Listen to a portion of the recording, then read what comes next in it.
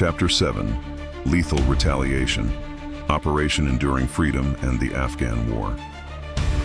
The mountain roads to Tora Bora were lined with the ghosts of empires past. America now marched among them. October 7, 2001.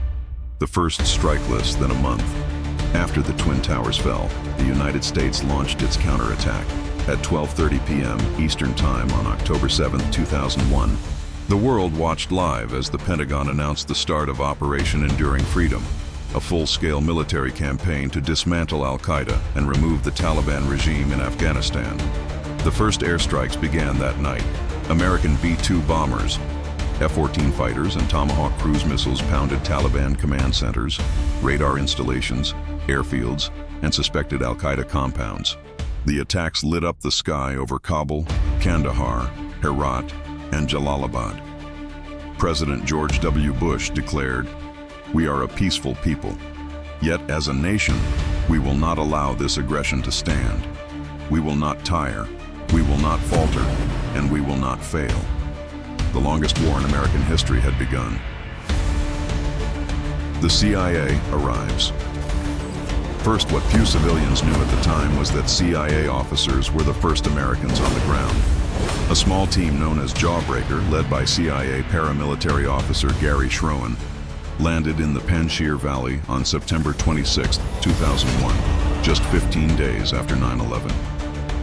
Their mission: build alliances with local Afghan warlords and the Northern Alliance, a loose coalition of anti-Taliban fighters, armed with suitcases of cash, satellite phones, and laser designators. The CIA worked quickly to identify targets for airstrikes, rearm tribal militias, gather intel on bin Laden's location, coordinate with U.S. Special Forces inbound. Within weeks, the agency had reopened Cold War-era ties with fighters like General Mohammad Fahim and Commander Atta, many of whom had once fought the Soviets with CIA support in the 1980s. The strategy: local boots, American air power, zero mercy, Green Berets and the Northern Alliance.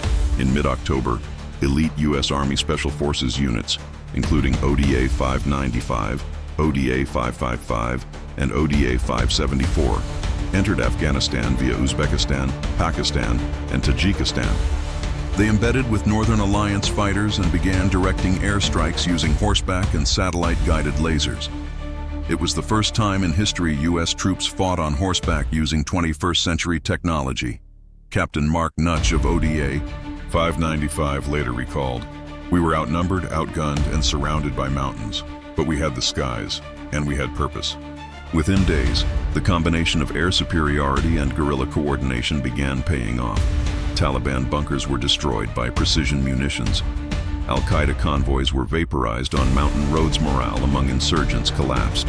The fall of Kabul and Kandahar by November 12, 2001. The Taliban fled. Kabul Northern Alliance troops, supported by U.S. advisors and air cover, rolled into the capital without significant resistance. Footage showed Afghans shaving their beards, dancing, and tearing down Taliban propaganda. Women returned to schools. Music returned to the radio. The nightmare of Taliban rule for a brief moment seemed over. On December 6th, Kandahar, the Taliban's birthplace, fell. Mullah Omar, their spiritual leader, disappeared into the desert. The regime had collapsed in just 60 days. It was a stunning victory. But bin Laden was still alive. Tora Bora. The Mist Kilu-S intelligence traced Osama bin Laden to a remote region near the Pakistan border. Tora Bora, a fortified cave complex in the White Mountains of Nangarhar province.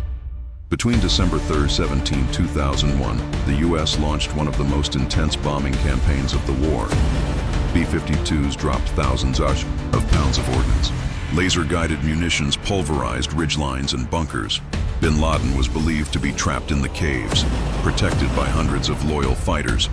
Yet despite the pressure, American commanders did not deploy ground troops in large numbers.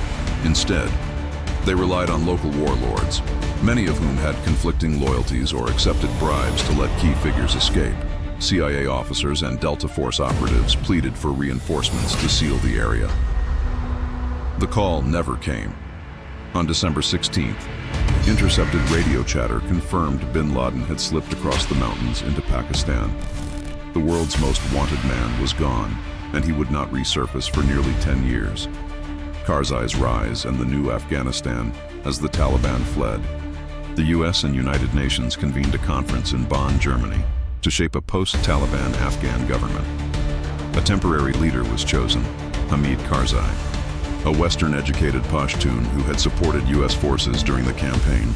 Karzai was installed as interim president on December 22, 2001, protected by US Special Forces who narrowly saved him from an assassination attempt just days earlier. Afghanistan, once a failed state, now had a central government. The return of international aid NATO security forces, a renewed national flag but tribal divisions, ethnic tensions, and warlord rivalries remain just beneath the surface, fractures that would soon deepen. Victory declared too soon. By early 2002, the Bush administration projected confidence. Taliban remnants had scattered. Al-Qaeda was in retreat. The Kabul government stood. American casualties were low. President Bush, in his 2002 State of the Union, declared, "The Taliban regime is no more." But even as victory was declared, warning signs loomed. Bin Laden was still free. Taliban fighters were regrouping in Pakistan's tribal regions. NATO allies expressed concern about mission drift. Poppy cultivation was rising again, funding local militias. Many Afghans feared a power vacuum, while US planners began shifting attention elsewhere, toward Iraq. The seeds of endless war had been planted. Inside the black sites, as the campaign expanded, US intelligence ramped up operations to capture Al-Qaeda operatives worldwide.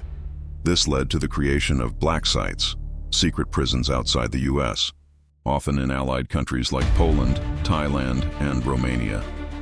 Detainees were subject to enhanced interrogation techniques, including waterboarding, sleep deprivation, stress positions, sensory manipulation. The CIA called it intelligence gathering. Critics called it torture. The names of some detainees would later become infamous.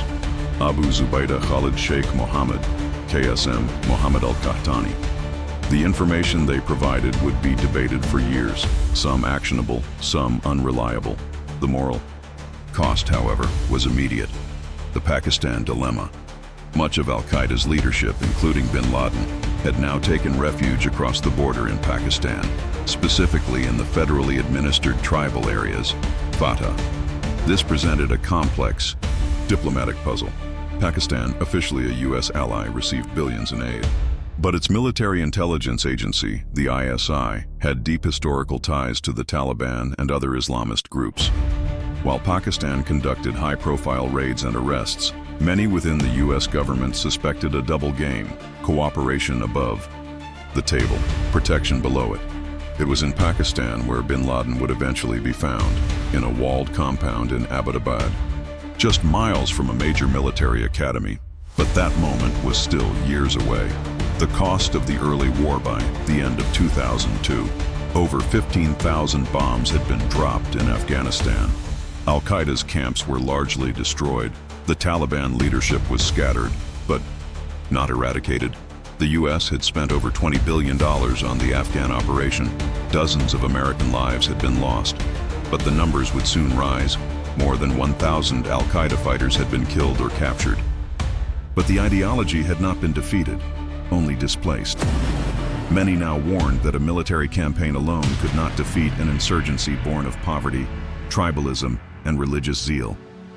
Yet for most Americans in 2001, one sentiment remained: justice had begun.